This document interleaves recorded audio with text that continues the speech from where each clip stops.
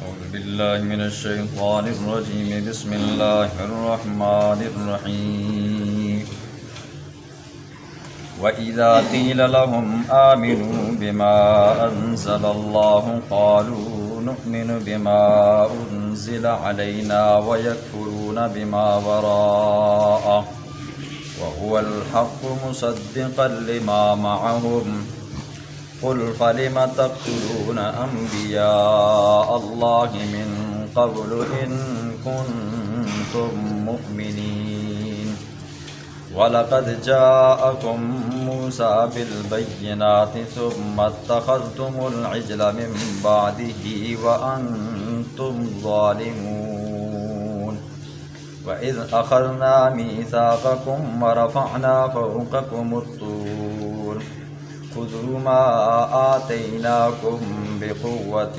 واسمعوا قالوا سمعنا وعصينا وأشربوا في قلوبهم العجل بكفرهم قل بئس ما يأمركم به إيمانكم إن كنتم مؤمنين قل إن كانت لكم الدار الآخرة عند الله خالصة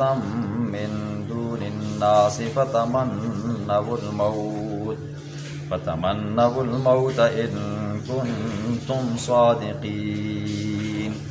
ولن يتمنوه أبدا بما قدمت أيديهم والله عليم بالظالمين ولتجدنهم أحرص الناس على حياة ومن الذين أشركوا يود أحدهم لو يعمر 1000 سنة وما هو بمزحزحه من العذاب أن يعمر والله بصير بما يعملون صدق اللہ العظیم. پچھلے رکوعوں کے اندر اللہ رب العزت نے یہودیوں کی ہٹ درمیوں کو، یہودیوں کی نافرمانیوں کو، یہودیوں کی مکاریوں کو، یہودیوں کی سازشوں کو بیان فرمایا. اس رکوع کے اندر بھی اللہ یہودیوں کی مکاریوں کو بیان فرمائیں گے، ان کی خباثتوں کو بیان فرمائیں گے، اور ساتھ میں اللہ آج یہودیوں کو ایمان کی دعوت پھر دیں گے. اب اللہ آج کے سبق کے اندر فرماتے ہیں وَإِذَا قِيلَ لَهُمْ آمِنُوا بِمَا أَنزَلَ اللَّهُ، جب یہودیوں کو کہا جاتا ہے کہ اس چیز کے اوپر ایمان لے آؤ جو اللہ نے اتاری ہے، تو یہودی کہتے ہیں ہم اس چیز کے اوپر ایمان لاتے ہیں جو ہمارے اوپر اتاری گئی تھی، ہم اس کے اوپر ایمان لاتے ہیں، لیکن یہ جو قرآن اتارا گیا ہے ہم اس پر ایمان نہیں لاتے. تو اللہ فرماتے ہیں کہ جو چیز ہم نے تمہارے اوپر اتاری تھی تم نے اس پر کون سا ایمان لایا. ہم نے اس کے بارے میں کہا کہ لا تعبدون الا اللہ، اللہ کے سوا کسی کی عبادت مت کرنا. تم نے وہاں پر عزیر علیہ السلام کی عبادت کی، تم نے وہاں پر بچھڑے کو اپنا معبود، مالک، مختار، خالق سمجھا، تم نے بچھڑے کی عبادت کی اور تم کہتے ہو ہم اس پر ایمان لائے. حالانکہ یہ بات تورات میں کہاں لکھی ہوئی ہے کہ اللہ کے سوا کسی اور کو مالک مختار بناؤ؟ تورات کے اندر یہ بات کہاں لکھی ہوئی ہے کہ انبیاء کو قتل کرو؟ تم نے انبیاء کو قتل کیا. تو اللہ فرماتے ہیں کہ تم نے اس پر بھی ایمان نہیں لایا. پھر کیا ہوا؟ موسیٰ علیہ السلام تمہیں جب فرعونیوں سے نجات ملی، تم نے کہا اے موسیٰ اب ہم آزاد ہو چکے ہیں فرعونیوں سے، ہمارے لیے شریعت کا قانون ہو. تو موسیٰ ہمارے پاس شریعت کا قانون لینے کے لیے آیا، تم نے پیچھے سے بچھڑے کی عبادت کرنی شروع کر دی. پھر جب قانون تمہیں ملا اس میں طرح طرح کے احکامات تھے، تم نے ان کے نافذ کرنے میں، ان پر عمل کرنے کے اندر کوتاہیاں کی. اللہ فرماتے ہیں پھر تمہیں زبردستی منوایا تمہارے اوپر، کوہ طور کو تمہارے سروں کے اوپر لا کر کھڑا کر دیا. مانتے ہو یا نہیں مانتے ہو؟ تم نے وہاں پر کہا تھا کہ ہم مانیں گے، لیکن اس کے بعد تم نے پھر اللہ کے ساتھ یہ کیا ہوا وعدہ پھر توڑ ڈالا. آخر میں اللہ نے یہودیوں کا ایک اور عقیدہ بیان فرمایا. یہودیوں کا یہ عقیدہ تھا کہ جنت کے اندر صرف اور صرف یہودی جائیں گے. وقالوا لن يدخل الجنة الا من كان هودا او نصارى، یا یہودی جنت میں جائیں گے یا نصارہ عیسائی جنت میں جائیں گے. تو اللہ نے فرمایا اگر اس بات میں تم سچے ہو کہ جنت کے اندر یہودی اور عیسائی جائیں گے تو پھر موت کی تمنا کرو. کیوں؟ اللہ کے ساتھ ملنے کے لیے یہ درمیان میں موت جو ہے نا جی، یہ نہ ہو تو تب اللہ سے ملاقات ہوتی ہے. لیکن چونکہ ان کو پتہ تھا ہم نے یہ کون سے بڑے تیر مارے ہیں، اور انہیں یہ بھی پتہ تھا ہمارے کیا کیا کام ہیں، ہماری کیسی عبادتیں ہیں، لیکن وہ موت کی تمنا نہیں کرنے لگے. انہوں نے موت کی تمنا نہیں کی. حضرت عبداللہ بن عباس رضی اللہ تعالیٰ عنہ مفسر قرآن ہیں، حضور کا چاچا ہیں،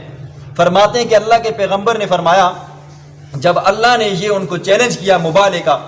اگر تم اتنے سچے ہو کہ جنت ہمارے آباء و اجداد کی جاگیر ہے، ہمیں پیغمبروں کے ورثے میں ملی ہے، تو موت کی تمنا کرو. اگر کوئی جھوٹ کا بھی یہودی موت کی تمنا کر لیتا، اللہ کے پیغمبر نے فرمایا ان کا یہ تھوک انہیں ہلاک کر دیتا. لیکن یہودیوں کو پتہ تھا یہ پیغمبر سچا پیغمبر ہے، لیکن انہوں نے جھوٹ کا بھی دعویٰ نہیں کیا. جی آگے اللہ نے فرمایا اگر یہ سچے ہیں تو پھر موت کی تمنا کریں، کیونکہ موت کی تمنا وہ بندہ نہیں کرتا جس نے اعمال اچھے نہ کیے ہوں. مومن بندے کے لیے موت بہت اچھی چیز ہے. صحابہ کرام کے بارے میں آتا ہے حضرت علی المرتضیٰ شیر خدا رضی اللہ تعالیٰ عنہ جنگ کے اندر ہیں، جبہ پہنا ہوا ہے عام زندگی کے معمول والا، اور وہاں پر تیروں کی برسات ہو رہی ہے. گھوڑے سے اترے اور نماز پڑھنے لگے. حضرت حسن رضی اللہ تعالیٰ عنہ نے فرمایا ابا جان تیروں کی برسات ہو رہی ہے اور آپ اس حالت میں نماز پڑھ رہے ہو. حضرت علی المرتضیٰ شیر خدا رضی اللہ تعالیٰ عنہ نے ایک کمال کا جملہ دیا، کہا موت مجھ پر گرے یا میں موت پر گروں مجھے اس سے پرواہ نہیں ہے. صحابہ ایسے تھے جی، موت سے ڈرنے والا نہیں ہے مومن جی. ہاں موت سے وہ بندہ ڈرے جس نے اعمال ایسے نہ کیے ہوں. حضرت حذیفہ بن یمان رضی اللہ تعالیٰ عنہ اور اسی طرح حضرت خالد بن ولید رضی اللہ تعالیٰ عنہ کے بارے میں آتا ہے جب ایرانیوں کے ساتھ محاذ پر جنگ کر رہے تھے تو ایرانیوں کا جو جرنیل تھا رستم اس کا نام تھا، بڑا بہادر انسان تھا، بڑا بہادر تھا. تو صحابہ میدان کے جنگ کے اندر کھڑے ہیں تو حضرت خالد بن ولید رضی اللہ تعالیٰ نے نعرہ تکبیر بلند کیا تو رستم نے خط لکھا کہ میں بطور ہمدردی کے ایک انسان ہونے کے آپ یہ اپنے ساتھ جو چھوٹے موٹے نوجوان لے کر آئے ہو کیوں آپ ان کو شہید کرواتی ہو؟ کسی کی مائیں روئیں گی، کسی کی بہنیں روئیں گی، کسی کی بیویاں روئیں گی، کسی کے بیٹے روئیں گے، آپ ان کو کیوں شہید کرواتے ہو؟ تو حضرت خالد بن ولید رضی اللہ تعالیٰ عنہ نے فرمایا کہ میرے ساتھ یہ وہ لوگ ہیں جو موت کو پسند کرتے ہیں، اور ایسے پسند کرتے ہیں جیسے اجمی لوگ شراب کو پسند کرتے ہیں. یہ لوگ موت سے ڈرنے والے نہیں ہیں. مومن موت سے ڈرتا نہیں ہے، منافق موت سے ڈرتا ہے. پھر آگے ان کے بارے میں اللہ نے فرمایا یہ ایسے یہودی ہیں، یہ ایسے مشرک ہیں کہ یہ چاہتے ہیں کہ ہمیں موت تو آئے ہی نہیں، ہزاروں سال ہماری زندگی ہو. حریص انسان ہے جی، کون موت کی تمنا کرتا ہے جب ان کی یہ چاہت ہے، ان کی یہ آرزو ہے کہ ہمیں ہزاروں سال موت ملے، ہزاروں سال زندگی ملے. تو اللہ فرماتے ہیں اگر زندگی ایک پل کی ہو یا ہزاروں سال کی ہو، ایک دن تم نے ہمارے پاس آنا ہے. یہ ہزاروں سال تمہیں جو زندگی ملے گی یہ میرے عذاب کو ٹال نہیں سکتی. پھر آخر میں اللہ نے یہ ان کے بارے میں فرمایا جو کام تم کرتے ہو اللہ وہ دیکھتے ہے. پیغمبر کا، جس پیغمبر کی تم بشارتیں سناتے تھے، جس پیغمبر کی وجہ سے، جس پیغمبر کی وساطت اور وسیلے کا نام لے کر تم کفار کے ساتھ، مشرکین کے ساتھ لڑائیاں کرتے تھے، اے اللہ وہ پیغمبر بھیج جس کی تو نے تورات کے اندر بشارتیں دی ہیں. جب وہ پیغمبر آیا تو یہودیوں نے پھر بھی نہیں مانا.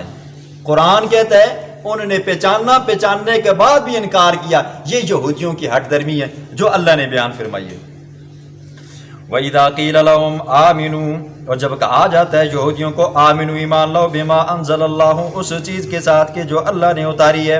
قالوا، یہودی کہتے ہیں، نؤمن بما انزل علینا، ہم ایمان لاتے ہیں اس چیز کے اوپر جو ہمارے اوپر اتاری گئی ہے، وَيَكْفُرُونَ بِمَا وَرَاءَ، اور اس کے علاوہ کتابوں کا انکار کرتے ہیں. اللہ فرماتے ہیں وَهُوَ الْحَقُّ، یہی قرآن سچ ہے،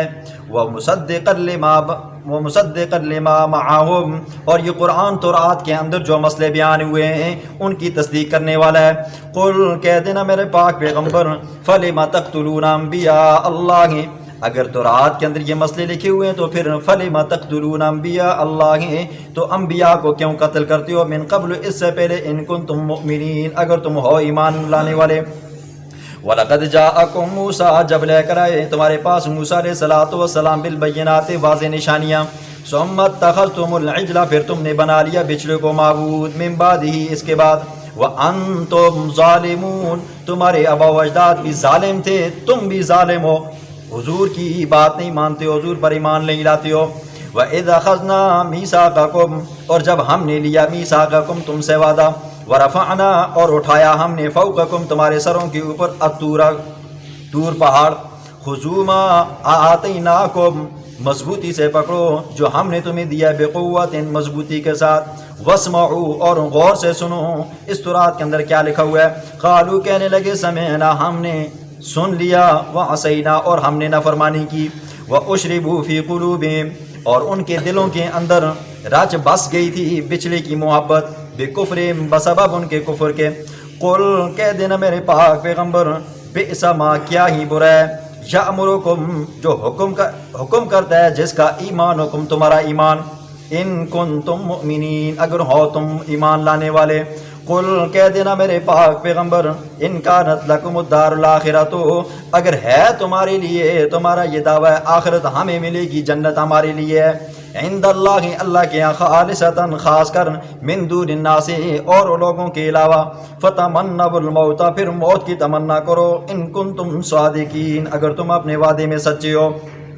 وَلَن يَتَمَنَّوْهُ میرا پاک پیغمبر ہرگز وہ نہیں تمنا کریں گے بما قدمت ایدیہم موت کی تمنا نہیں کریں گے کیونکہ انہیں پتہ ہے ان کے ہاتھوں نے کیا کیا کام کیے ہیں واللہ علیم بالظالمین اور اللہ رب العزت خوب جاننے والا ہے ظالموں کو ولا تجدنہم احرص الناس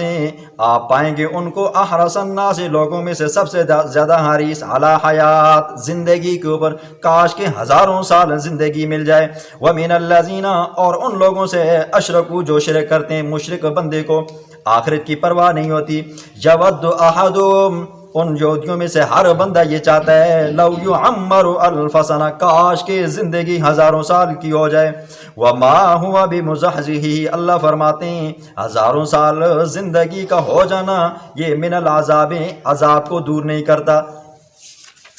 این یعمر یہ کہ اللہ اگر ہزاروں سال کی زندگی دے تو یہ زندگی کا مل جانا عذاب کو دور نہیں کرتا اللہ بصیر بما یعملون اور اللہ رب العزت خوب دیکھتا ہے بما یعملون وہ جو عمل کرتے ہیں دنیا کے اندر اللہ رب العزت عمل کرنے کی سمجھنے کی